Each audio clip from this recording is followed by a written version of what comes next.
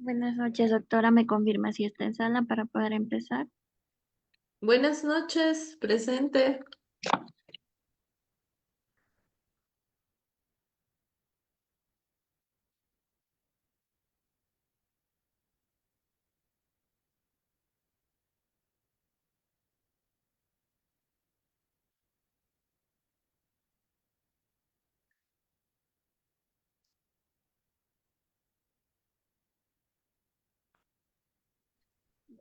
Muy buenas noches, estimados participantes. Les saluda Sadita, asesora académica del Centro de Capacitación Galeno City. Bienvenidos al curso Soporte Vital Avanzado Pediátrico PALS.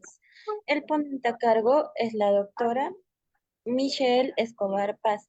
Para una buena exposición, por favor, mantener micrófonos y cámaras apagadas a menos que el ponente solicite su participación. Cualquier consulta o duda que tengan le responderá al final de la presentación. Asimismo, para todos los participantes que desean solicitar el material, clase grabada y el certificado, les dejo mi contacto en el chat.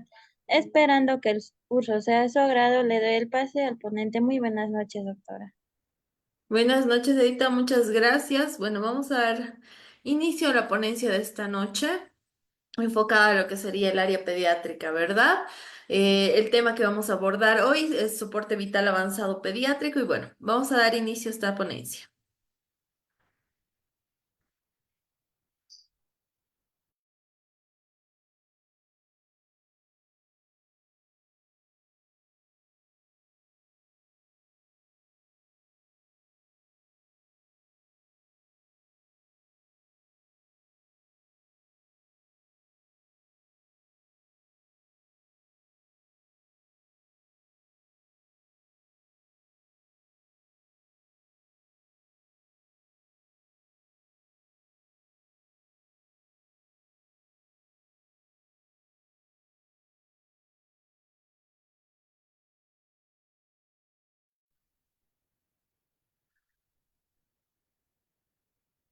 Ok, ok, bueno.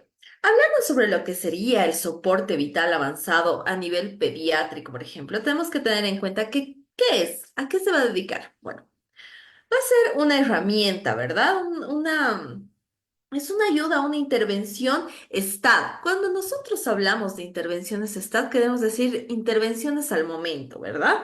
Nosotros tenemos que tener en cuenta que cuando hablamos del soporte vital avanzado, tenemos que tener en cuenta que vamos a utilizarlo para distintos tipos de emergencias, ¿no? Emergencias que van a involucrar lo que es la vida de nuestros pacientes. Por ejemplo, lo que sería un paro cardiorrespiratorio, lo que sería un shock o algún tipo de situación en la que esté comprometida la vida de nuestros pacientes, ¿verdad?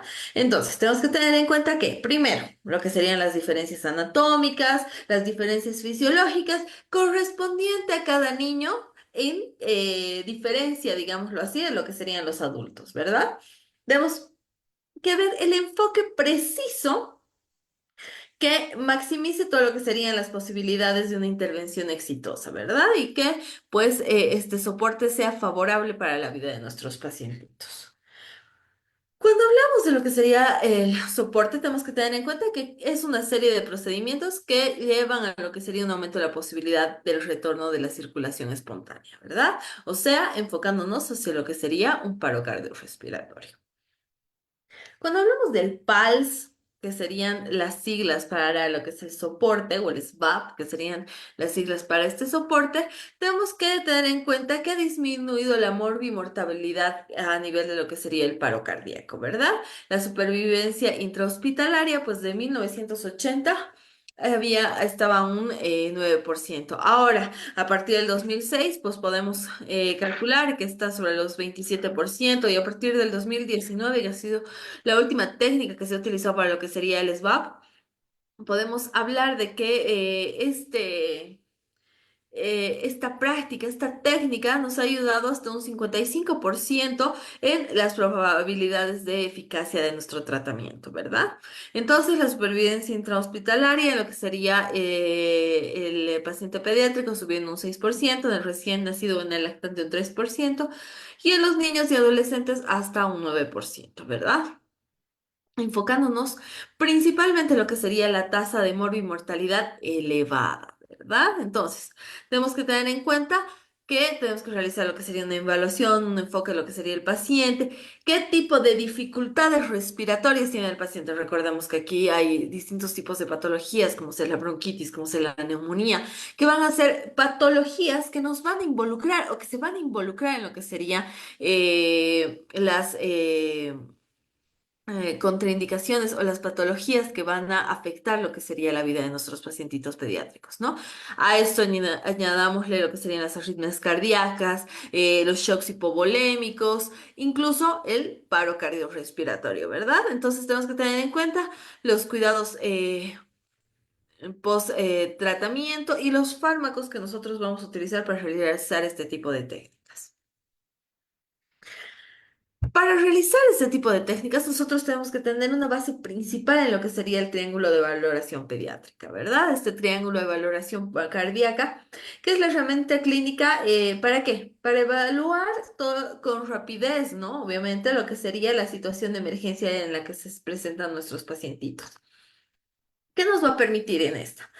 Nos va a permitir identificar primeramente lo que sería el tipo de patología de nuestros pacientes, intervenir en lo que sería una urgencia o una emergencia en la que el paciente se esté presentando, incluso realizar una evaluación exhaustiva que va a estar basada en la observación rápida de tres puntos claves, ¿verdad? Estos puntos claves que son necesarios para tener un buen criterio o realizar un buen criterio de lo que sería el diagnóstico de nuestros pacientes.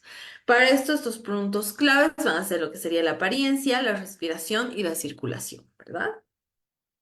Hablando de lo que sería la apariencia, pues esta apariencia va a evaluar todo lo que sería el estado neurológico del niño, todo lo que serían las interacciones a su entorno, incluso vamos a observar lo que serían los niveles de conciencia y el tono muscular, ¿verdad? En este caso el llanto, el lenguaje, el contacto visual, entre otras cosas, ¿no?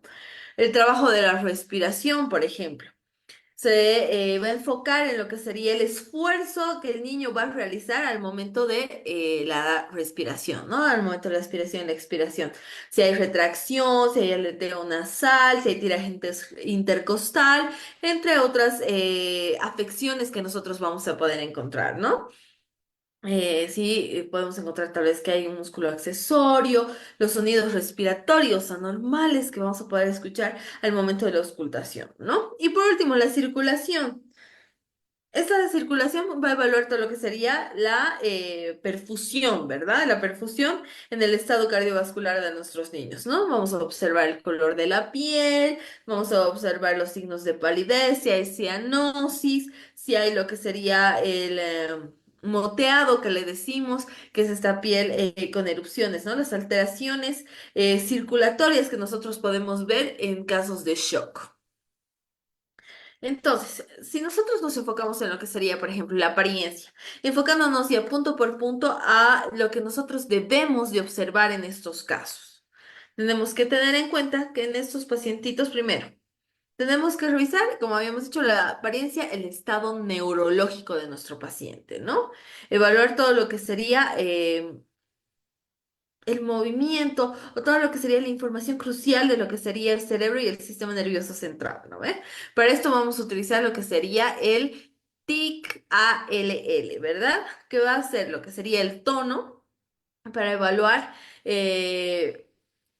si el niño tiene un buen tono muscular, ¿no? O sea, si no es hipotónico, digamos, o sea, no tiene un tono débil, un tono flojo. Si el niño es sano y tiene buenas cavidades, un buen tono muscular, ¿verdad? A la interacción de lo que sería este, pues vamos a observar cómo responde el niño a su entorno, ¿no? Incluyendo lo que sería la reacción a los estímulos, la voz, la luz, los objetos, entre otras cosas, ¿verdad? Una buena interacción que va a mirar si, bueno, si ocurre, qué está ocurriendo alrededor de lo que es este niño y si se está captando todo lo que está ocurriendo, ¿verdad? Luego, lo que sería la consolabilidad. Dentro de lo que sería la consolabilidad, tenemos que tener en cuenta que el niño va a evaluar todo lo que sería el contacto con los padres, ¿verdad? Si el niño está enfermo de gravedad, pues esto puede ser generalmente irreversible, no hay un contacto entre los padres y el niño, ¿no? Otras cosas que tenemos que tener en cuenta es la mirada para valorar qué. El contacto visual, si sigue los objetos, si hay algún tipo de alteración neurológica que puede tener una mirada fija o puede tener una mirada ausente tal vez, ¿no? Después, ¿qué otra cosa podemos observar? El lenguaje y el llanto también podemos observar, ¿no? Hay que escuchar el llanto del bebé, si es fuerte, si es débil. Si el niño está gravemente enfermo, pues generalmente el llanto va a ser débil, ¿verdad? O va a ser un llanto ausente. O sea, sí vamos a ver muecas del llanto en el niño de dolor, pero no vamos a escuchar ningún tipo de tono, ¿no? Ningún tipo de sonido. Ahora, dentro de lo que serían las alteraciones de la apariencia, aquí vamos a enfocarnos en dos tipos de alteraciones, la alteración normal y la alteración anormal, ¿no? Aquí en la alteración normal, donde el niño va a estar activo, va a estar interactuando, va a responder a lo que serían los estímulos, va a tener un llanto adecuado, ¿verdad? Ahora, si ya nos enfocamos en lo que sería un niño anormal, pues va a indicar lo que sería primero una hipoxia, una hipoglucemia, una acidosis, una sepsis, incluso vamos a ver alteraciones metabólicas o neurológicas, ¿verdad?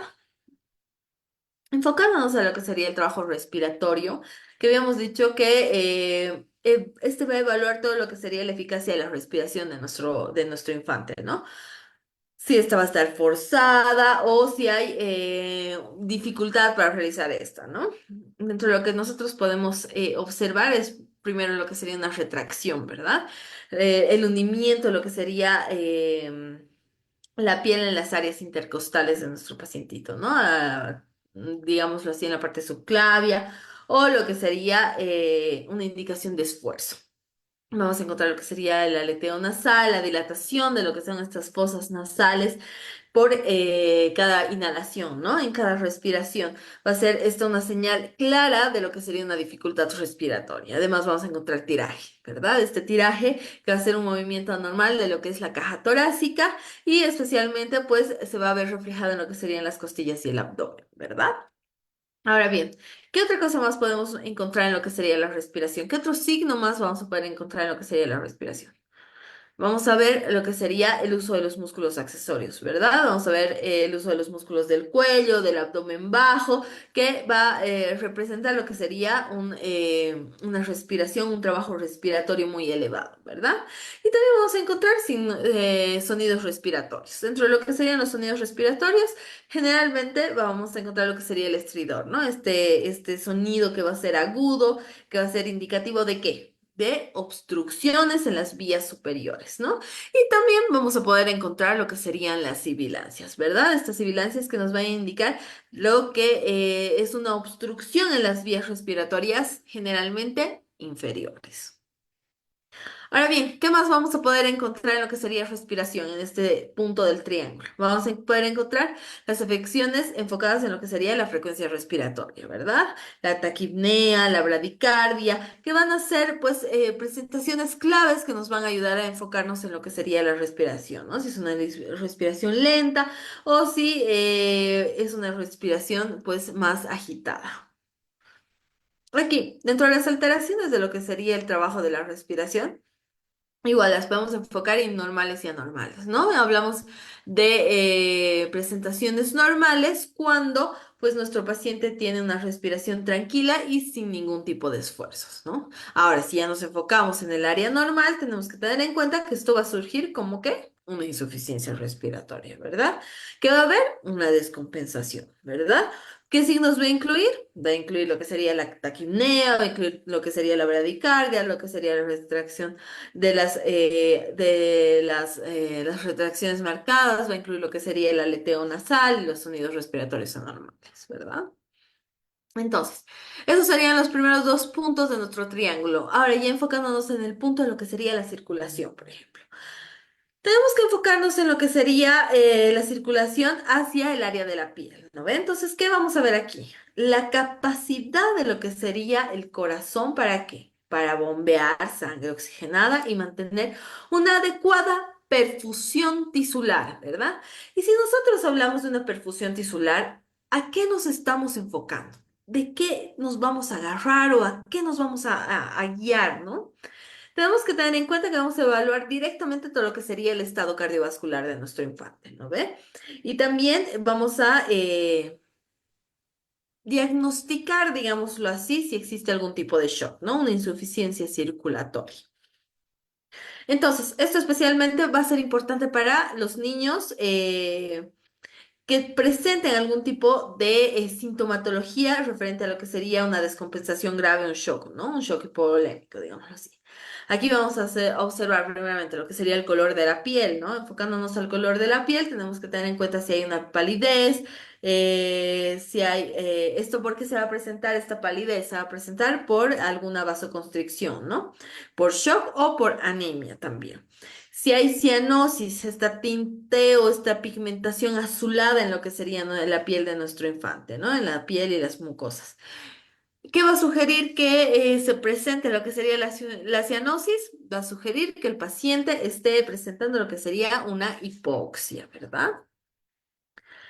Lo que sería el moteado, este moteado que son las manchas que van a sugerir ¿qué? Una perfusión periférica, ¿verdad? Muy común a ¿qué? A los estados de shock. Entonces tenemos que tener en cuenta que aquí va a haber un llenado capilar, por ejemplo. En este llenado capilar vamos a encontrar todo lo que sería primero la recuperación del color al momento de presionarlo, ¿no? Entonces, el llenado capilar tiene que ser mayor a lo que serían los 2 segundos para indicar una hiperperfusión, ¿verdad? Eso tenemos que tener muy en cuenta. Y al igual que en los anteriores, también vamos a valorarlo por normal y anormal. Enfocándonos en el área normal, por ejemplo, tenemos que tener en cuenta que si hay un color normal de lo que sería la piel, sin palidez, sin cianosis, sin lo que serían los moteados, y un llenado capilar menor a los 2 segundos, ¿verdad? Ahora ya, démosle la vuelta a la moneda, enfocándonos en lo que sería todo lo anormal, pues las alteraciones de la palidez, de la cianosis y lo que serían las sintomatologías del shock y la hiperperfusión, ¿verdad? Hablando de lo que sería, por ejemplo, la clasificación rápida que va a estar basada en lo que sería el triángulo de valoración pediátrica. Enfocándonos en niños, generalmente dividiéndolo en tres, ¿no? Niños normales, niños compensados y niños que estén inestables y descompensados. Niños normales, pues nos enfocamos a lo que sería una apariencia normal, un trabajo respiratorio adecuado y una circulación cutánea perfecta, ¿verdad? Ahora, si hablamos de niños compensados, tenemos que tener en cuenta que los signos de mayor esfuerzo se van a enfocar a lo que sería la área respiratoria, ¿verdad? También vamos a ver pacientes que van a presentar algún tipo de afección circulatoria. Y lo que sería el área de inestables y descompensados, pues va a presentar múltiples signos, ¿verdad? Estos signos que se van a presentar en todo lo que serían las alteraciones de las 3 áreas de lo que sería nuestro triángulo de valoración. Entonces, sabiendo ya todo lo que sería el triángulo de valoración pediátrica, tenemos que con este enfocarnos en lo que sería la variabilidad, la gravedad y la situación en la que se vayan a presentar nuestros pacientitos. Aquí, por ejemplo, les dejo esta tablita que es bastante interesante, enfocada en lo que sería la apariencia, la respiración, la circulación y todo lo que sería la parte fisiopatológica de las alteraciones que nosotros vayamos a encontrar de acuerdo a las patologías respiratorias y a las patologías cardiovasculares. Ahora, si nosotros nos vamos a lo que sería el enfoque clínico para realizar este tipo de diagnósticos, tenemos que tener en cuenta 3 puntos claves, ¿verdad? Estos puntos claves van a ser la evaluación, la intervención y la identificación, ¿verdad? Con estos puntos vamos a hacer un diagnóstico adecuado de qué tipo de patología está presentando nuestro neonato o nuestro pacientito pediátrico. Hablando de lo que sería la evaluación, al momento de nosotros hablar de la evaluación, tenemos que hablar de lo que sería el enfoque A, B, C, D y E, ¿verdad? Si nosotros hablamos de este enfoque alfabético, tenemos que tener en cuenta que es un método sistémico utilizado ¿para qué? Para evaluar el manejo de los niños críticamente enfermos o los niños críticamente lesionados, ¿verdad? Entonces, es una guía estructurada para lo que sería la identificación y el tratamiento de los problemas, tanto potenciales como los tratamientos mortales, ¿no? Como las patologías, mejor dicho, mortales, ¿no? donde va a haber un manejo rápido y eficiente de lo que sería la patología, ¿no? O sea, hablando de lo que sería un área clave de lo que sería nuestra evaluación de tratamiento. Como les decía, vamos a evaluar primero la evaluación general, la conciencia, la respiración y el color, ¿no? La trilogía que habíamos hablado anteriormente. A la evaluación primaria, pues el ABCDEE, y a la evaluación secundaria vamos a hacer el sample, ¿no? A la evaluación terciaria, los reportes de laboratorio y las imágenes diagnósticas. Ya, consecuentemente, vamos a poder ver eso más ampliamente en las siguientes ponencias. Pero ahora nos vamos a enfocar en lo que sería, primero, la conciencia, la respiración y el color, que va a ser la trilogía que ya hemos hablado anteriormente, que nos va a identificar el tipo de patología o el tipo de lesión que nuestro paciente está atravesando, ¿no? El nivel de conciencia que va a estar enfocado en lo que sería, no responde, se irrita o se alerta. O si hablamos de lo que sería una hipoxia, un trauma o una intoxicación, ¿no? A nivel respiratorio, si hay apnea, si hay disnea, si hay un patrón anormal o si hay ruidos ruidos sin lo que sería la auscultación, ¿no? Esto que va a producir lo que sería una hipoxia, ¿no? Y al momento del color, pues la cianosis, la palidez y lo que sería la piel moteada para una buena perfusión, ¿no? Una buena oxigenación. Entonces tenemos que tener en cuenta ya la trilogía hablada anteriormente para poder realizar el primer punto para el diagnóstico de nuestros pacientes. Enfocándonos hacia el segundo punto de nuestros pacientes, hablando de lo que serían el ABDE. Tenemos que tener en cuenta que A se va a enfocar en qué? En las vías aéreas, ¿verdad? Se refiere a lo que sería la evaluación del manejo de las vías aéreas en nuestros pacientitos, asegurándonos principalmente que estas estén abiertas, que estén libres y que no presenten ningún tipo de obstrucción, ¿verdad? Entonces, al momento de lo que sería la evaluación, pues tenemos que enfocarnos en la vía aérea, si tiene algún tipo de dificultad, si tiene algún signo de obstrucción, si va a presentar algún tipo de sonido anormal, roncus, puede presentarse estridores o alguna dificultad para hablar o en pacientes más neonatos para tragar, ¿verdad? Dentro de lo que sería la acción para poder realizar este tipo de diagnóstico, tenemos que tener en cuenta la vía aérea, ¿no? ¿Qué tipo de vía aérea es? Y si está o no está obstruida, ¿no? Hay que realizar las maniobras para generalmente abrir este tipo de obstrucciones, haciendo una inclinación de lo que sería la cabeza y una elevación del mentón, ¿no? Haciendo la tracción hacia la parte mandibular. Y bueno, también es necesario colocar lo que serían las vías aéreas avanzadas, o sea, un tubo endotraqueal, o también realizar todo lo que sería una aspiración o la extracción de algún tipo de cuerpo extraño que nosotros vayamos a encontrar, ¿no?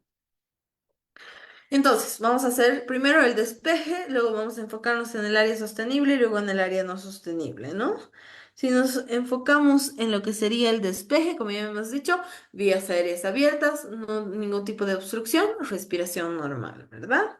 Ahora, dentro de lo que sería la sostenibilidad, vías aéreas obstruidas, pero sostenible con una maniobra simple, ¿no? O sea, el mentón hacia arriba y haciendo un posicionamiento de lo que sería la cabecita, ¿verdad? Y si no es sostenible, pues si hacemos una vía obstructiva, hablamos de lo que sería una vía obstructiva, que va a necesitar lo que sería una maniobra de intervención avanzada, ¿verdad? Enfocándonos al AB o a la parte B de lo que sería nuestra técnica, ¿no? Aquí nos vamos a enfocar a lo que sería la ventilación o la respiración, el breathing, como le dicen en inglés. Vamos a evaluar si el niño está respirando adecuadamente e intercambiando el oxígeno suficiente, ¿verdad? Entonces, al momento de la evaluación, el niño respira bien, el niño no respira bien. Observamos la frecuencia respiratoria, encontramos lo que sería la retracción o el uso de los músculos accesorios, encontramos todo lo que sería sibilancias, estridores o la saturación de oxígeno disminuida. Después hay una palpación, lo que sería el tórax, para detectar los movimientos si son simétricos, si son normales o si son anormales. Todo eso tenemos que revisar y enfocarnos para poder realizar este tipo de técnicas, ¿verdad?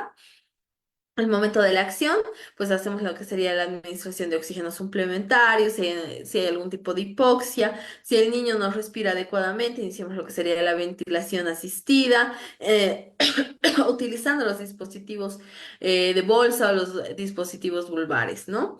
Hacemos un tratamiento con lo que serían las causas subyacentes a el tratamiento, por ejemplo, del neumotórax o de lo que serían los broncoespasmos, ¿no? Y también para algún tipo de infecciones respiratorias.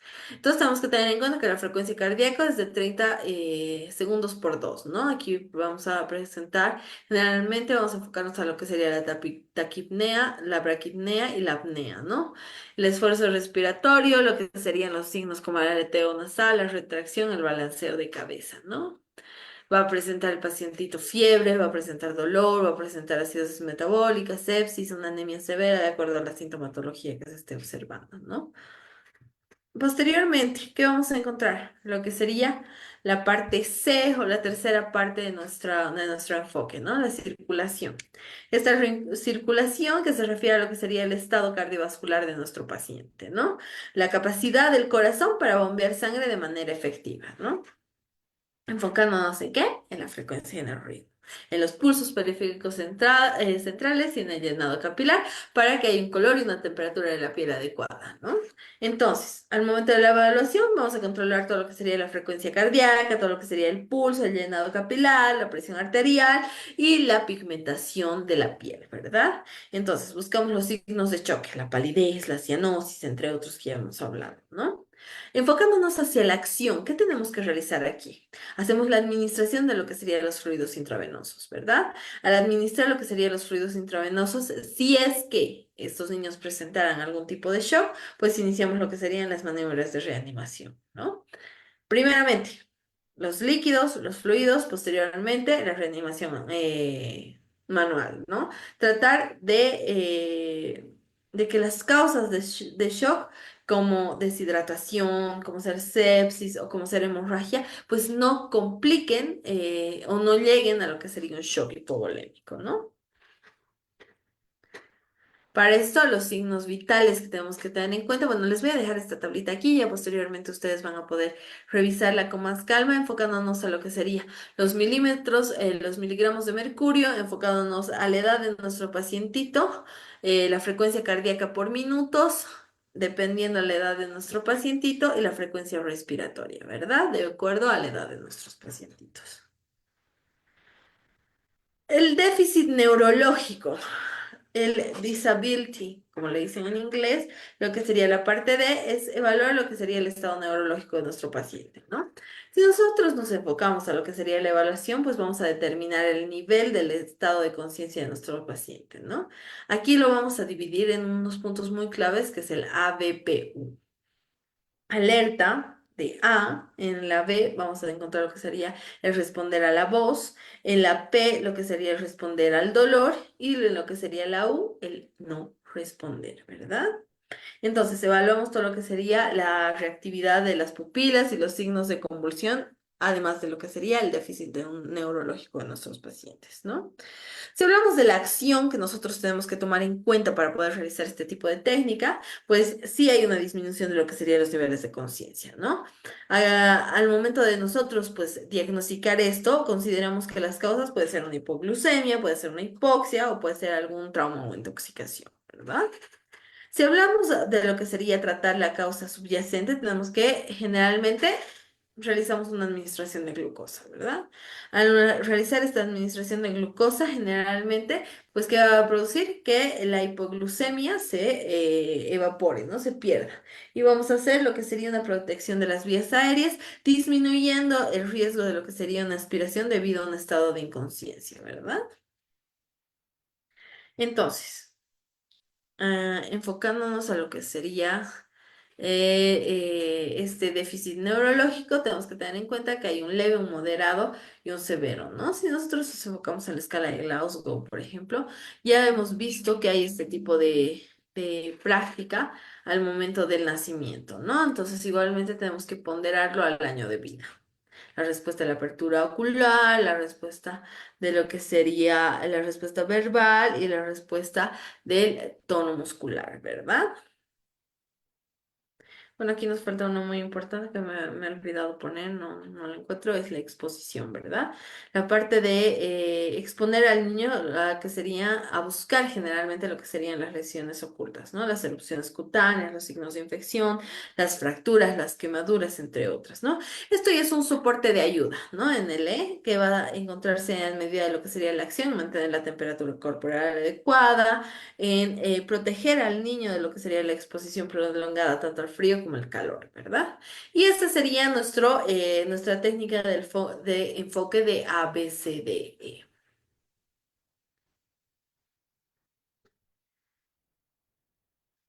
Ahora sí, enfocándonos ya hacia lo que sería la reanimación neonatal.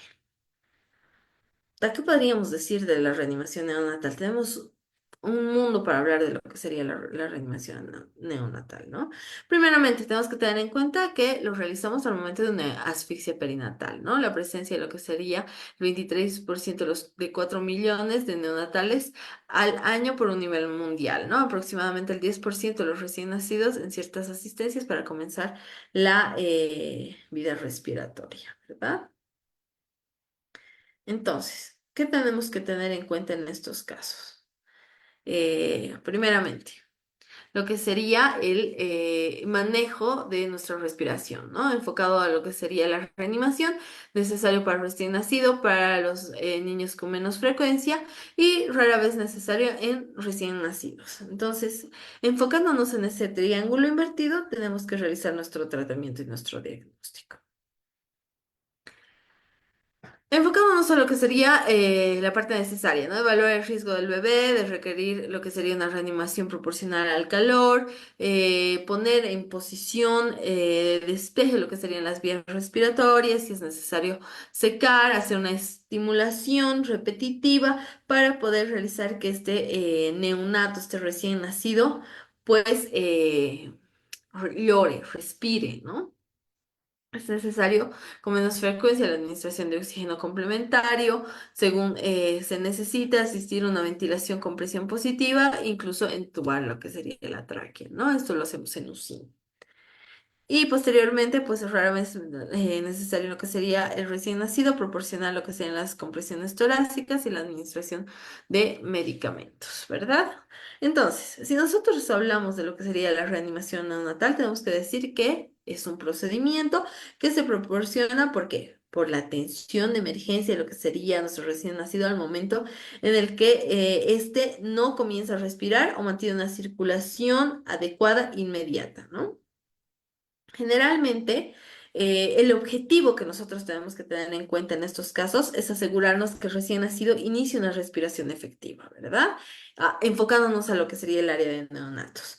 Si mantengo lo que sería una perfusión adecuada, minimizo todo lo que serían los riesgos de daño cerebral, pues generalmente este tipo de pacientes no van a tener problemas en lo que sería a largo plazo, ¿no?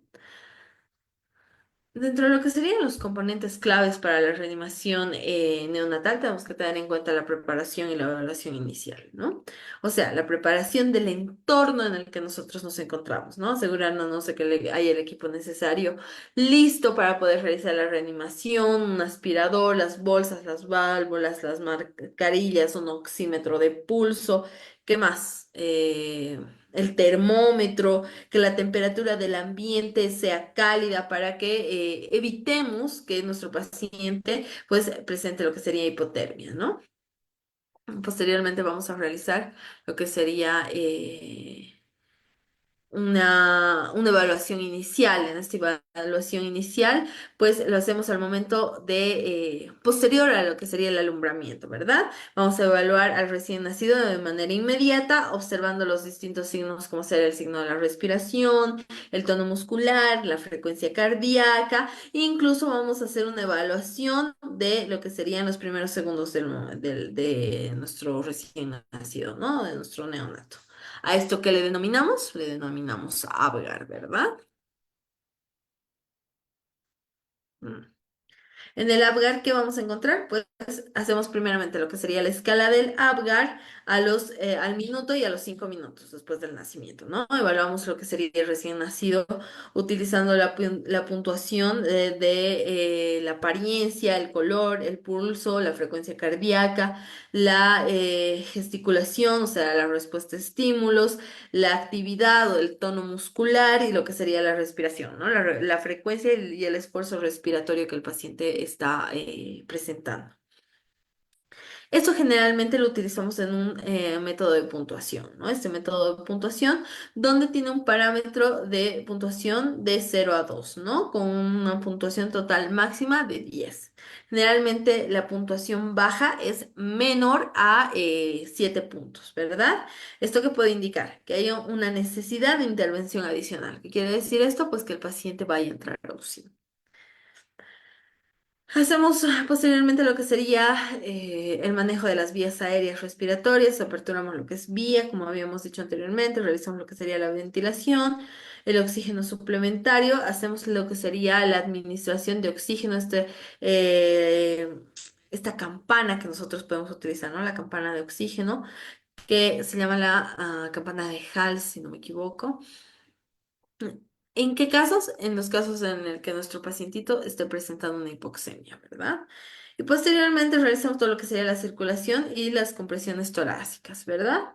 Entonces, evaluamos lo que sería la frecuencia cardíaca de nuestros pacientes, ¿no? Al medir la frecuencia cardíaca de nuestros pacientes, pues hacemos un conteo entre lo que sería el sonido del estetoscopio con nuestro monitor, ¿verdad? Posteriormente a esto podemos hacer ya las compresiones cardíacas que se deben realizar traccionando con una mitad de lo que sería la parte inferior del esternón con una frecuencia de 120 compresiones por minuto, generalmente. Y luego hacemos lo que sería ¿cómo podemos decirlo? No es una opresión, una profundidad, digámoslo así, de lo que sería nuestra frecuencia, que es importante para lo que sería la perfusión efectiva, ¿verdad? Posteriormente a esto ya vamos a realizar lo que sería la administración de medicamentos y de fluidos que los vamos a ir viendo más adelante. Entonces, todo lo que hemos dicho, vía aérea, vía respiratoria, los medicamentos y lo que sería la circulación, ¿no? ¿Qué tenemos que hacer? Evaluación inicial, si está a término, si lo respira al nacer y si tiene buen tono, ¿verdad? Los puntos claves que tenemos que tener en cuenta. ¿Cómo hacemos estas indicaciones o puntos claves para lo que sería la reanimación de los neonatos, ¿no? Primero, hay dos frecuencias cardíacas que deben recordar de lo que sería presión sistólica y presión diastólica, ¿no? 100 latidos de presión sistólica y 60 latidos de presión diastólica por minuto, ¿verdad? Aquí que vamos a ver lo que serían los asteriscos, que estos asteriscos indican los puntos en los que se debe considerar la intubación endotraqueal, ¿verdad? Y las acciones principales, donde vamos a hacer lo que sería la reanimación neonatal, que va a estar dirigido ¿a qué? Lo que sería la ventilación o el bloqueo AB, ¿verdad? Entonces, aquí vamos a tener en cuenta lo que serían las indicaciones de reanimación neonatal, ¿no? Al hacer una reanimación neonatal es necesario que nosotros tengamos en cuenta lo que sería la asfixia perinatal, lo que serían los partos prematuros, lo que serían las malformaciones, ¿no? O sea, los partos prematuros, los recién nacidos prematuros que tienen un riesgo de dificultad respiratoria y una dificultad circulatoria también, ¿no? O sea, pacientes que han nacido a las 32 semanas, a las 33 semanas de gestación, ¿no? Posteriormente, la asfixia perinatal que se va a presentar por problemas en el parto que conducen a qué? A que hay una disminución o una falta de lo que sería la oxigenación para el neonato, ¿no? Y las malformaciones congénitas, estas malformaciones que van a dificultar lo que sería el inicio de la vida respiratoria de nuestros pacientes, ¿no? Además que van a disminuir lo que sería el mantenimiento de la circulación adecuada. Entonces, si nosotros hablamos de lo que serían estos puntos claves de reanimación, tenemos que tener en cuenta la evaluación inicial, ¿verdad? Hablando de la evaluación inicial, la evaluación del recién nacido que va a ser enfocado a lo que sería las condiciones del nacimiento y los signos de alarma, ¿verdad? En las condiciones del nacimiento, pues identificar lo que sería el recién nacido que presente signos de asfixia, de que presente signos de trauma, de signos de hipoxia. Posteriormente, los signos de alarma que van a ser un recién nacido en estado cianótico, en estado pálido o con alguna muestra que no muestre, mejor dicho, lo que serían los signos vitales, ¿verdad? Posteriormente hacemos lo que sería una evaluación rápida del Apgar, ¿no ve? Evaluamos lo que sería el Apgar al minuto y a los 5 minutos hacemos lo que serían las puntuaciones y la puntuación más baja puede indicar la necesidad de una reanimación, ¿no? Posteriormente, vamos a hacer lo que sería el manejo de las vías aéreas y respiratorias. Este manejo de las vías aéreas, primero nos tenemos que enfocar en lo que sería la posición, ¿verdad? ¿Qué posición tiene que tomar? Pues la colocación de lo que sería eh,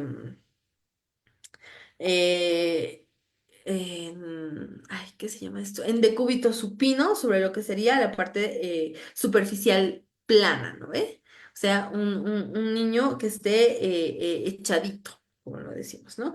Y despejar todo lo que serían las vías aéreas, ¿no? Aquí hacemos lo que sería la extirpación de las secreciones, usamos lo que serían los aspiradores y limpiamos suavemente, ¿no? Posteriormente, ¿qué vamos a realizar? Lo que sería la ventilación, ¿verdad? Esa ventilación lo vamos a hacer con las bolsas, las válvulas o las mascarillas que van a presentarse en una técnica, generalmente primero son técnicas en las que las máscaras son selladas, administramos lo que sería una ventilación de una frecuencia de más o menos de 40 a 60 respiraciones por minuto, ¿no?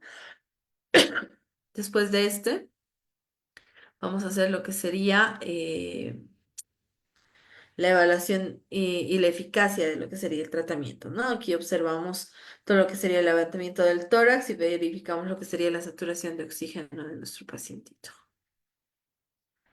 Posteriormente hacemos lo que sería la evaluación y manejo de la circulación, el monitoreo. Este monitoreo primero lo podemos hacer con estetoscopio y luego medir la frecuencia cardíaca, que esta sea entre 120 y 160 latidos por minuto. Y si es anormal, pues frecuentemente se va a presentar un signo inferior a lo que serían los 60 latidos por minuto después de una ventilación, ¿verdad? Posteriormente, ya vamos a realizar lo que serían las compresiones torácicas, ¿no? Todo esto lo podemos estar viendo en lo que serían las imágenes inferiores. Estas técnicas que nosotros vamos a utilizar para lo que sería la compresión torácica tienen una frecuencia cardíaca menor a lo que serían los 60 latidos por minuto, ¿no? La ubicación principal en la que nosotros vamos a realizar esta técnica de compresión es generalmente lo que sería la mitad inferior del esternón, ¿no? La profundidad aproximada va a ser un tercio del diámetro anteroposterior de lo que sería el tórax, o sea, más o menos a 4 centímetros, ¿no? Y la frecuencia va a ser de 120 compresiones por minuto, como ya habíamos dicho anteriormente, ¿no? La alternancia, bueno, la alternancia con la ventilación, si hay vía aérea asegurada, si no, solo hacemos lo que sería la compresión torácica, ¿no? Generalmente, ya habíamos hablado en otras ponencias de que la ventilación, pues, ya no es primordial, ¿no? Sino primero hacemos lo que sería las reanimaciones, hacemos cada 35 reanimaciones, lo que sería la respiración, ¿verdad? Pero no hay eso que un, dos, tres y hacemos respiración boca a boca, por ejemplo. No, ya eso ya no existe. Mm. Podemos realizar lo que sería la administración de oxígeno suplementario a nuestros pacientitos con lo que sería la productual objetiva después del nacimiento, ¿no? O sea, al minuto hacemos el 65%, a los 2 minutos del 70%, a los 3 del 75%, hasta llegar a los 10 minutos con un 85-95%, ¿verdad? Y bueno, eso sería todo lo que nos va a indicar lo que sería la parte de la reanimación, ¿no ve? Enfocándonos a lo que sería la parte de la reanimación. De todos modos, vamos a ver bien esto de la reanimación en lo que es en lo que son los videitos que vamos a ver al final de la ponencia, ¿verdad? Tengo un par de videitos que seguramente les van a gustar mucho. Ahora, enfocándonos a lo que sería el área de los dispositivos de reanimación para la ventilación con presión positiva. ¿Qué vamos a hacer en este tipo de casos? nos vamos a enfocar primeramente en lo que serían la frecuencia respiratoria, ¿no? Para la frecuencia respiratoria nosotros vamos a enfocarnos en lo que serían las bolsas autoinflables, las bolsas infladas enfocadas a lo que sería la perfusión o lo que sería el punto rojo y las pinzas en T, ¿no? Si nosotros hablamos de lo que serían las bolsas autoinflables, tenemos que tener en cuenta que son bolsas de reanimación o bolsas de lo que sería el PRP, ¿no? La primera respuesta positiva. Entonces, este dispositivo va a ser utilizado ¿para qué? Va a suministrar una ventilación, pero esta ventilación va a ser una ventilación manual, ¿verdad? Entonces, el recién nacido va a presentar lo que sería la dificultad respiratoria, eh, va a presentar lo que sería una apnea al nacer y esto es fundamental ¿para qué? Para que en el contexto de lo que sería la reanimación neonatal se asegure que hay una oxigenación adecuada mientras se está estabilizando lo que sería el neonato, ¿no? ¿Cuáles son las características que nosotros utilizamos para lo que sería esta bolsa autoinflable? Primero, autoinflable, nos enfocamos en lo que sería una bolsa que se infla automáticamente, ¿no? O sea, después de hacer lo que sería la compresión, lo que permite que haya una rápida realización de lo que sería la necesidad de una fuerza externa a lo que sería el gas, ¿no? Va a evaluar todo lo que sería la presión, ¿no? La válvula de la presión, que va a incluir lo que sería la parte segura para la aplicación de la presión y también puede dañar lo que serían los pulmones del recién nacido. Entonces, mucho ojo con la utilización de este tipo de técnicas, ¿no? Y todo lo que sería las máscaras o el tubo endotraqueal, que, bueno, las máscaras obviamente pues son mascarillas faciales y lo que sería la intubación endotraqueal es un tubo endotraqueal que se utiliza en los casos de intubación, ¿verdad? Aquí vamos a tener los apoyos como ser la fuente de oxígeno, como ser los volúmenes pequeños, entre otros. Entonces, enfocándonos también en otra importante que vemos aquí, que sería la bolsa inflada por flujo. Esta bolsa inflada por flujo, que es un dispositivo de reanimación neonatal también, que se va a utilizar generalmente para lo que sería la dependencia de un gas fuerte, ¿no? Una fuente de gas. ¿En qué se va a presentar? ¿Qué vamos a utilizar de lo que sería esto? Esta bolsa autoinflable o esta bolsa inflada por lo que sería el flujo se llena automáticamente, ¿no? No necesita que haya un contexto, una conexión, digámoslo así, con lo que sería el oxígeno, ¿no? O la fuente de oxígeno. Posteriormente vamos a hacer lo que sería el control de la presión y el volumen de las presiones, ¿verdad? La operación, el control de lo que sería la cantidad del volumen de la presión administrada. Generalmente utilizamos lo que sería una sobreexpansión pulmonar o lo que sería un barotrauma, ¿no? En lo que serían los bebés que tienen pulmones delicados. Y enfocándonos también en lo que sería el uso de la válvula de escape y la válvula PIP, ¿no? ¿Para qué? Para que esas bolsas autoinflables o bolsas infladas por flujo incorporen todo lo que sería esta válvula de presión positiva y al final de la expiración mantengan lo que serían los alvéolos abiertos y que se evite todo lo que sería el colapso pulmonar, ¿verdad? Y también de una forma más compleja, pues requerir que haya un entrenamiento obsoleto, un entrenamiento incorrecto que pueda llevar a una ventilación inadecuada, ¿verdad? Entonces, tenemos que tener en cuenta mucho lo que serían estas técnicas de estos usos para la técnica de reanimación. Y posteriormente lo que sería esta pinza T o sistema de reanimación T, que es un dispositivo que se utiliza en una ventilación manual controlada por presión, ¿verdad?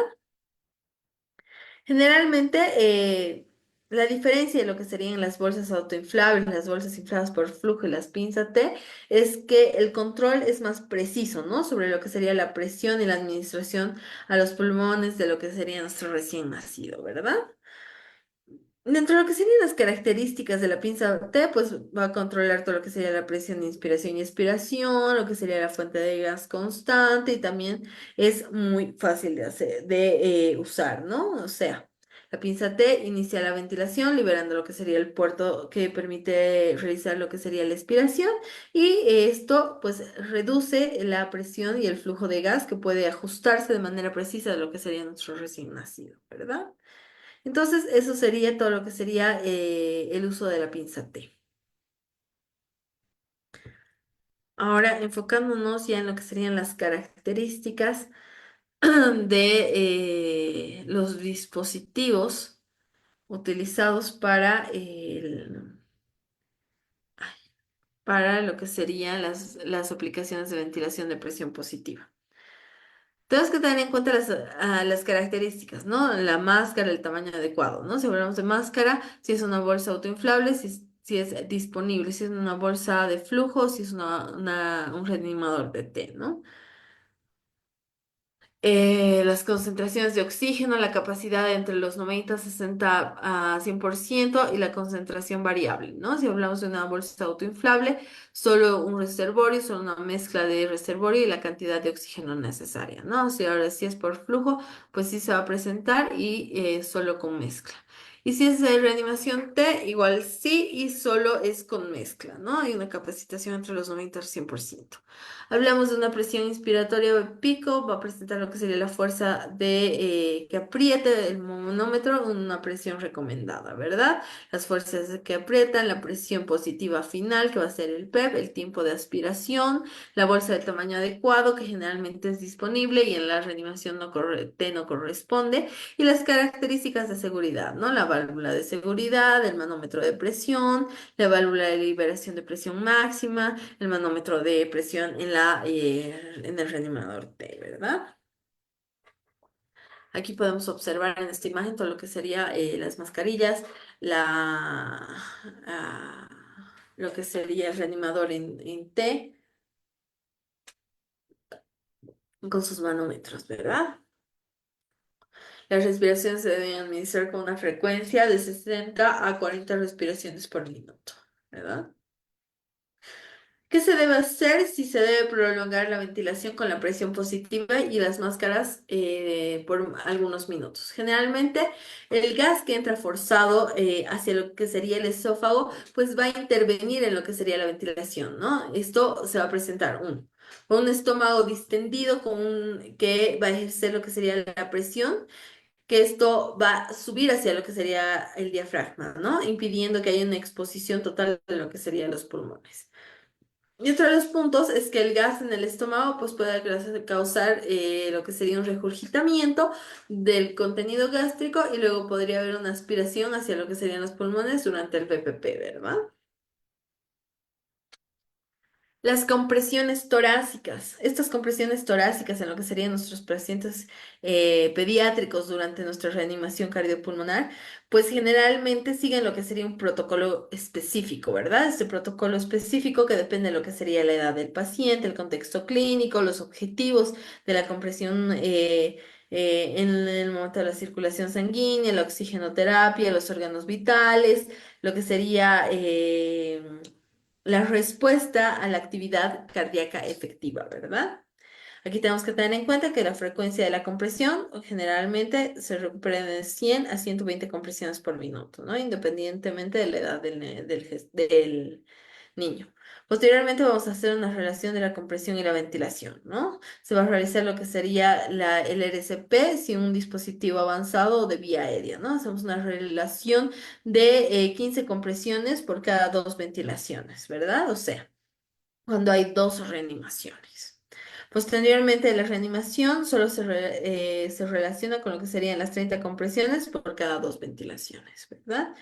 Y enfocándonos en lo que sería la vía aérea avanzada, realizamos lo que serían las compresiones continuas, realizamos todo lo que sería esto sin ningún tipo de interrupción, mientras hay una administración de los ventiladores, ¿no? Estas ventiladores que tienen una frecuencia de una ventilación cada 2 o 3 segundos, ¿verdad? Posteriormente a esto vamos a encontrar lo que sería la profundidad de la compresión. Se va a dirigir de acuerdo a la edad del gestante, sigo en mi clase de gineco, del pacientito, ¿no? Del neonato o del paciente pediátrico.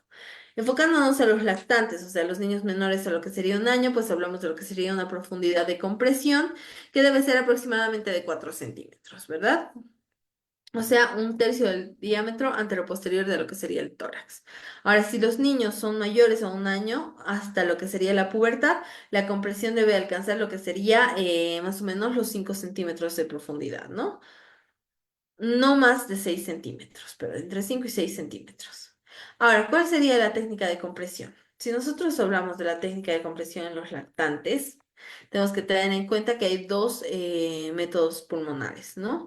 Tenemos que tener en cuenta que colocamos los ambos pulgares en la mitad inferior del esternón, justo por debajo de lo que sería la línea intermamilar, ¿verdad?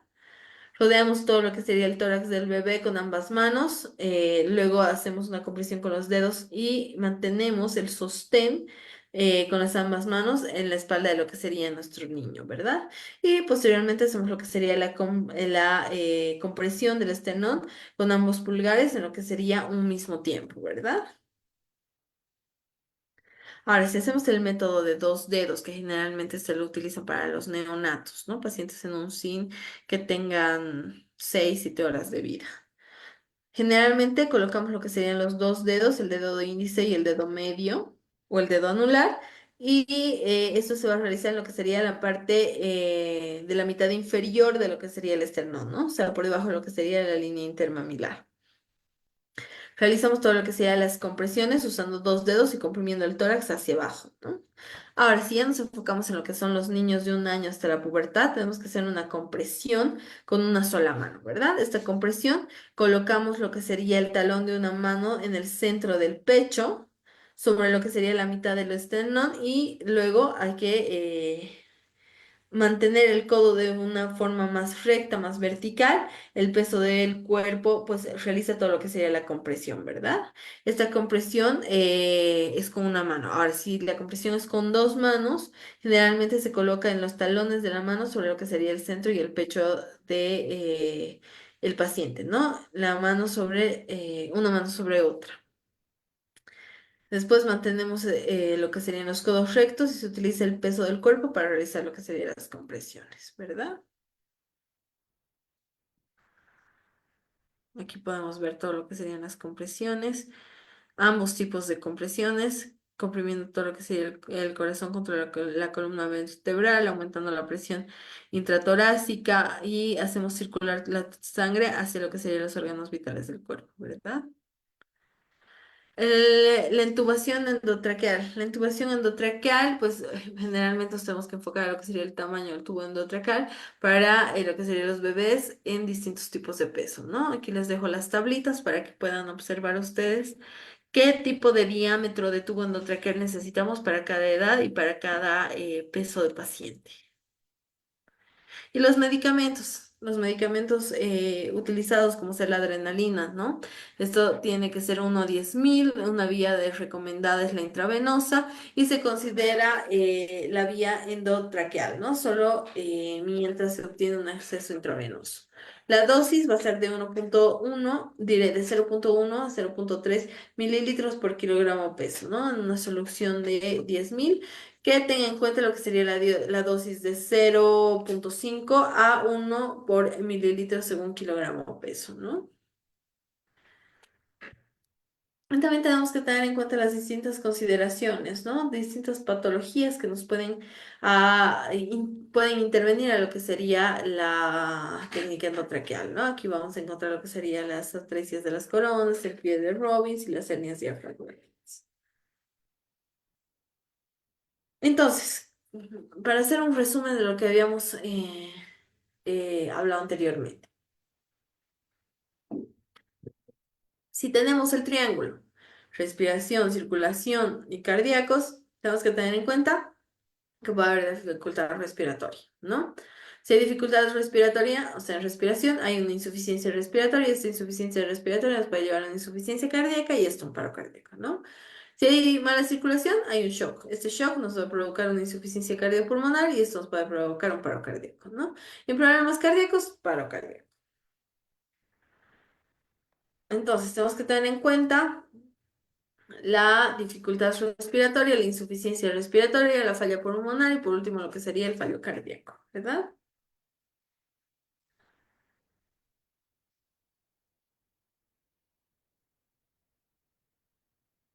Las consideraciones de esto va a ser tomar el lugar en el entorno hospitalario, las acciones de muestra y la consecuencia de los pasos, el tipo de insuficiencia respiratoria que nosotros estamos observando, la ventilación adecuada, la oxigenación, la suficiencia, la identificación de los distintos síntomas, ¿no?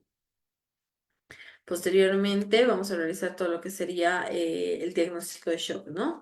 ¿Qué es el shock? Es el flujo inadecuado de sangre con un aporte inadecuado a lo que sería el oxígeno para satisfacer la necesidad metabólica del tejido, ¿no? Uno de los más comunes, obviamente, el shock hipovolémico, ¿no? De los menos comunes, el distribuido, el cardíaco y el obstructivo, ¿verdad?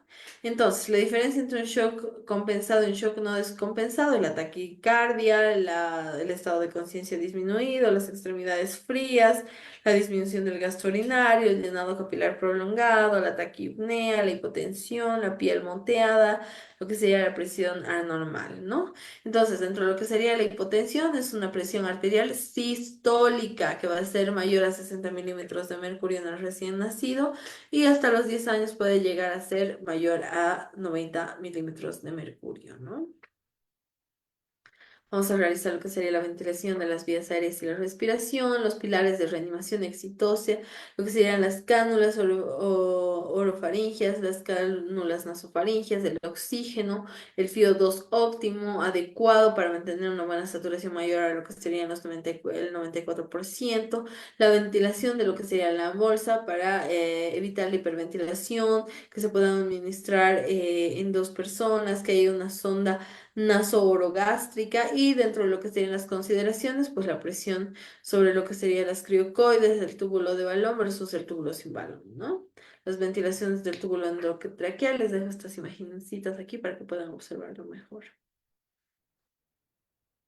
Tenemos que realizar lo que sería el monitoreo electrocardiográfico, el ritmo cardíaco, el capnographics, que va a ser los valores medidos en milímetros de mercurio que pueden ser mayores a lo que sería, menores a lo que serían 10 a 15 milímetros de mercurio, si el caso es crítico, ¿no? En áreas para evaluar.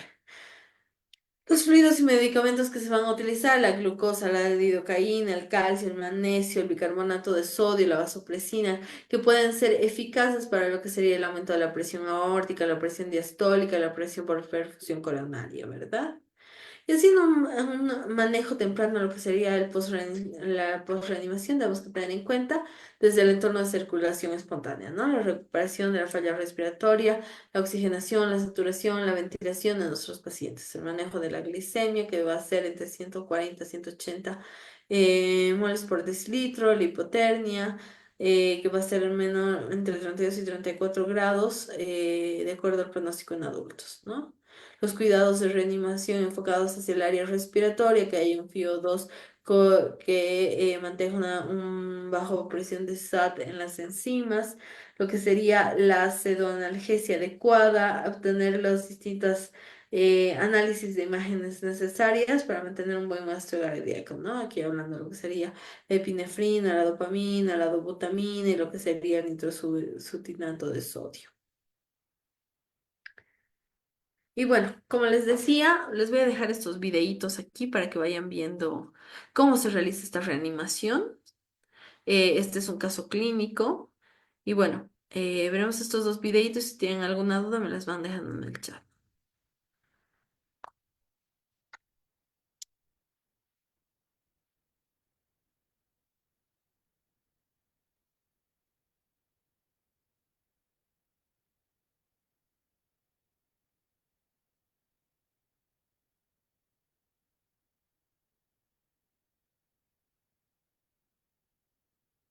Reanimación neonatal avanzada. Caso clínico. Mujer de 19 años con gestación de 36 semanas. Consulta porque tiene dolores y salida de líquido vaginal con meconio. Se decide cesárea de urgencia por presentar monitoría fetal a COC3. Antecedentes positivos. Medicamentos. Suplementos de la gestación. Obstétricos. Gestaciones 4, para 2, vivo 2, cesárea 0, abortos 1. Fecha último parto hace 12 meses. Primer embarazo, hijo a término, no sabe cuánto pesó. Segundo embarazo, aborto, no sabe por qué. Tercer hijo pretérmino, 35 semanas, peso de 2.800 gramos, estuvo en la UCI. Estudió hasta primero de bachillerato cuando tuvo su primer embarazo. Vive con la madre. Gestación actual. inicio tardío de controles prenatales. Número 2, STORCH negativo, VIH negativo, hemoclasificación O positivo, primipaternidad, IMC de 25, movimientos fetales disminuidos. No sabe FUR, edad gestacional por eco de segundo trimestre con placenta normal y feto con adecuado peso para la edad gestacional. Este video lo hicimos basados en el libro de la AJA y de la Academia Americana de Pediatría. Antes de iniciar la reanimación, debemos conocer nuestro entorno, verificar el equipo, usar la información disponible, anticipar y planificar e identificar claramente al líder del equipo de reanimación y asignar los roles correspondientes, siempre utilizando una comunicación efectiva. Lista de verificación. Bolsa autoinflable, laringoscopio, hoja recta, hoja 0 y 1, máscara laringia tamaño 1, máscara facial para bebé a término y prematuro, tubo endotraqueal tamaño 2, 2.5, 3 y 3.5, cánula de Guedel, ligadura de cordón umbilical, sonda de succión o pera de goma, campo estéril, manilla de identificación con endoscopio, compresas precalentadas, estilete, jeringa, catéter umbilical 3.5 y 5, guantes estériles, adrenalina y solución al 0.9%.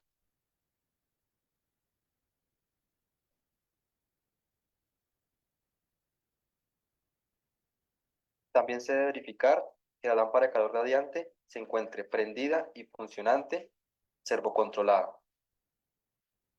Minuto de oro. Se deben realizar 3 preguntas. ¿Nacido a término? ¿Tiene buen tono? ¿Respira o llora? Si alguna de estas es negativa, el neonato debe ser llevado a la lámpara de calor radiante para realizar la adaptación. Por el contrario, si las 3 son positivas, la respectiva adaptación puede ser realizada junto a la madre. Durante la adaptación, se debe calentar y mantener la temperatura del bebé. Colocar gorro para disminuir la pérdida de calor. Posicionar la vía aérea para permitir el adecuado paso del aire. Despejar las secreciones y secar y estimular al neonato.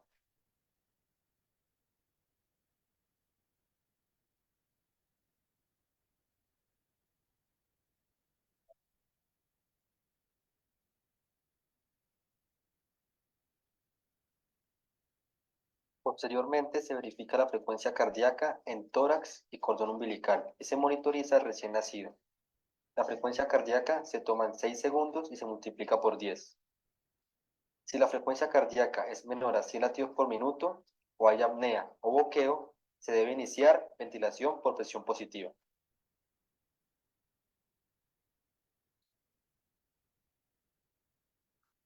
La ventilación positiva se inicia con una fracción inspirada de oxígeno de 21%. Se escoge una adecuada máscara facial, se realiza un adecuado sello hermético y se verbaliza ventila 2-3, ventila 2-3. Posterior a esto se verifica una adecuada ventilación efectiva realizando una auscultación en campos pulmonares.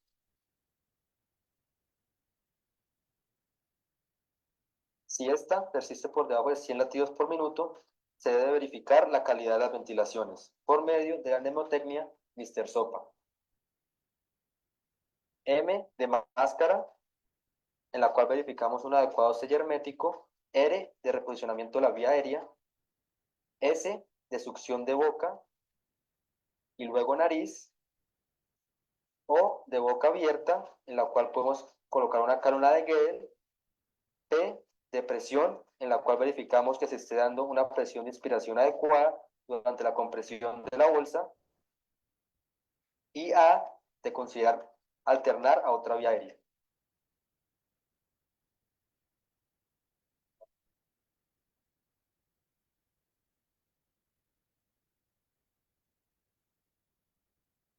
Luego de esto, volvemos a verificar si la ventilación es efectiva. Si después de 15 a 30 segundos no se logra elevar la frecuencia cardíaca por encima de 100 latidos por minuto, se debe realizar intubación orotraqueal. Antes se sugiere paso de sonda nasogástrica para evitar broncoaspiración. La profundidad de inserción de la sonda se toma midiendo la distancia entre el borde externo de la nariz, el pabellón auricular y un punto medio entre el ombligo y la apófisis sifoides.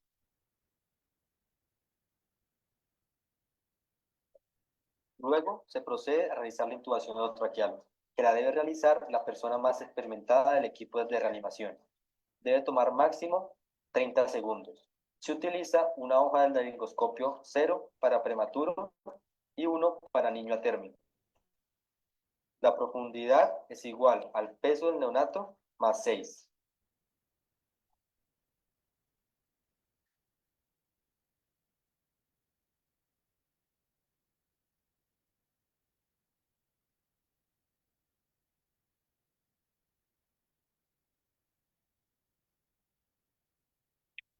Posterior a la intubación, se comprueba una adecuada ventilación. Se verifica fluidos pulmonares presentes bilaterales, iniciando por el ápice izquierdo, ápice derecho, bases pulmonares y epigastrio. Se verifica columna de aire, movimientos respiratorios simétricos, capnografía si es disponible, y también se puede realizar el DOU, en el cual vemos desplazamiento del tubo, si hay obstrucción, si hay neumotórax o si hay alguna falla en el equipo.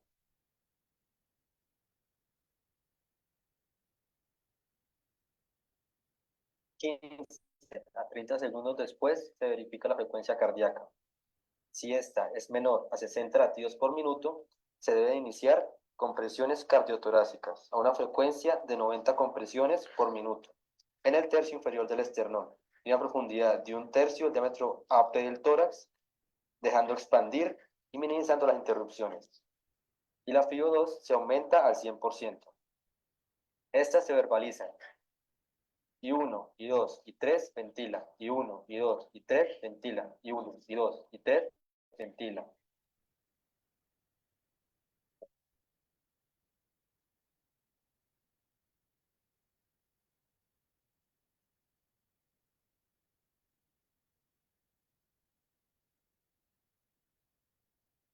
Luego de 1 minuto de compresiones efectivas, se verifica la frecuencia cardíaca. Si continúa menor a 60 latidos por minuto, se decide el paso de un catéter umbilical por vena umbilical para la posterior administración de adrenalina a una dosis de 0,1 mililitros por kilogramo, seguido por un bolo de 5 cc de solución salina.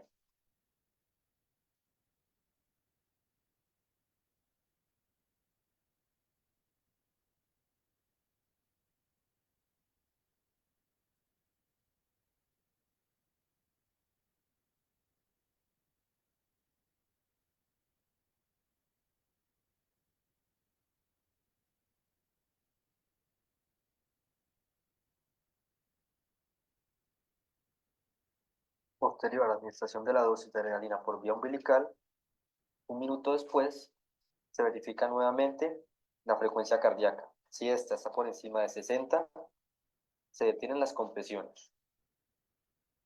El manejo posterior a la reanimación debe ser completar el examen físico cefalocaudal, administrar la dosis de vitamina K, realizar la vacunación de hepatitis B y BCG, realizar la profilaxis ocular, poner la manilla de identificación, medir talla, peso y perímetro cefálico y realizar tamizaje para TSH y para BDL.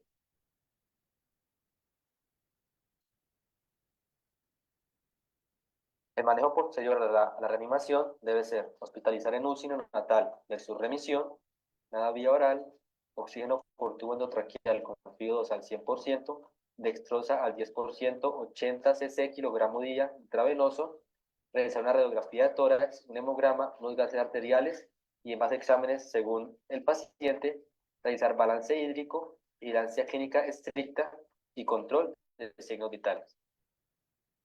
Finalmente, el traslado debe hacerse en incubadora de doble pared, servocontrolada, para evitar la hipotermia.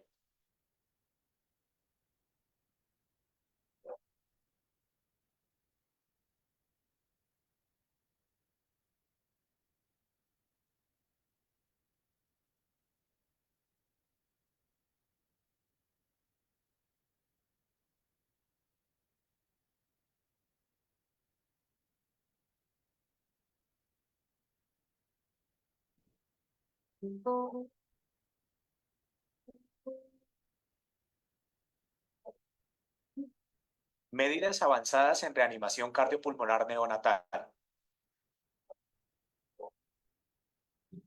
recién nacido se lleva una lámpara de calor radiante o servocuna. El médico lo seca y lo estimula, retira lo húmedo y deja la cabeza del bebé en posición de olfateo.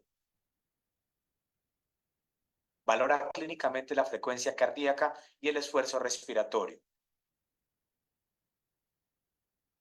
Detecta que está en apnea y la frecuencia cardíaca es menor de 100 latidos por minuto, por lo cual inicia ventilación por presión positiva a 50 ventilaciones por minuto con el dispositivo en T, programado previamente por un PIP entre 18 y 20 centímetros de agua y un PEP de 5 centímetros de agua y una FiO2 entre el 21 y el 30%. Luego de 5 a 10 bpp. El monitor muestra una frecuencia cardíaca de 50 por minuto, por lo cual inicia medidas correctivas. Mr. Sopa. Es una fórmula mnemotécnica aplicada cuando el neonato no responde a las acciones iniciales de reanimación. M de máscara. El médico se asegura que la máscara se ajuste correctamente, cubriendo boca y nariz, sin escapes y sin lastimar los ojos. R. Reposicionar la cabeza en posición de olfateo para que el bebé respire mejor. S de succión. Con el bebé de lado para acumular secreciones al interior del carrillo, se succiona boca y luego nariz.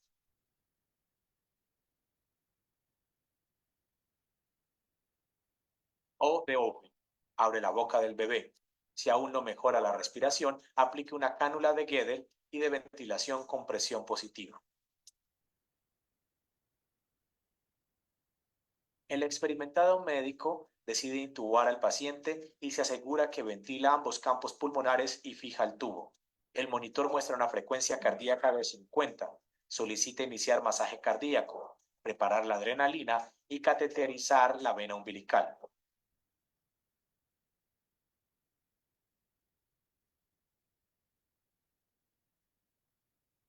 Simultáneamente se hacen las tres actividades.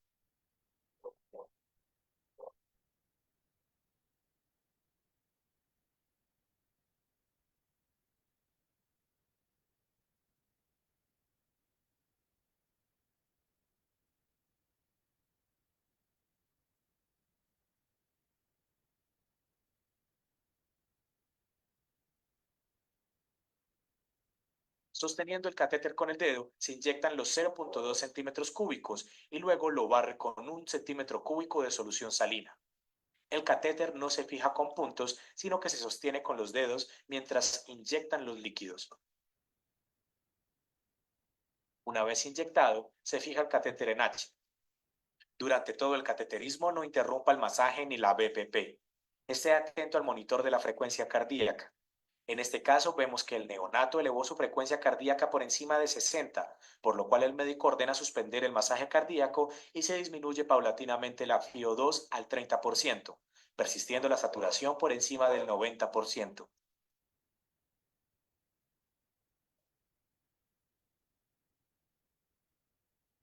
Al aumentar la FC por encima de 100 y mejorar la perfusión, se disminuye la BPP lentamente mientras el bebé recupera la autonomía respiratoria.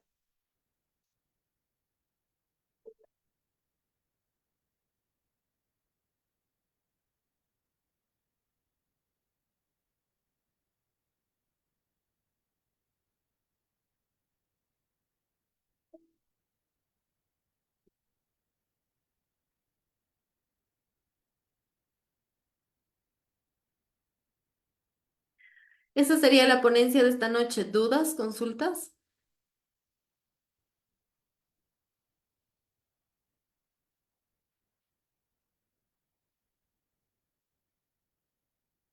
¿Dudas?